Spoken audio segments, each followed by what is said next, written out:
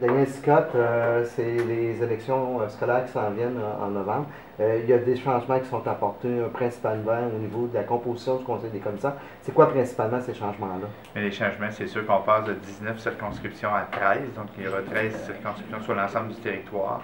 Et aussi, il y aura une présidence qui est élue au suffrage universel en plus. Donc, tu auras voté pour le candidat de ta circonscription et aussi la candidature à la présidence s'il y avait des élections à prévoir le 2 novembre prochain. Et c'est quoi les grandes dates qui sont à surveiller? Mais les dates à retenir, je pense qu'au niveau de la campagne électorale, elle débute le 23 septembre.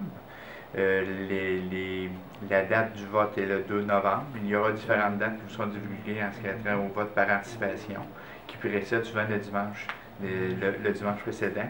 Puis aussi, si je suis quelqu'un qui désire me soumettre ma candidature, les dates à retenir sont du 23 septembre au 28 septembre prochain. Donc, tout sera divulgué, puis par la suite, on connaîtra les nominations ou les candidatures pour chacune des circonscriptions.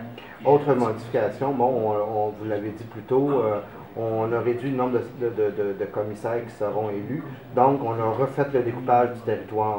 C'est ça, le redécoupage est complet du territoire. Vous pouvez avoir accès présentement sur le site Internet de la Commission scolaire des nouvelles circonscriptions. Bien sûr, le président d'élection, M. Christian Quentin, qui œuvrera comme président d'élection cette année, verra à divulguer aussi des cartes pour que ce soit bien connu par l'ensemble de la population. Merci beaucoup.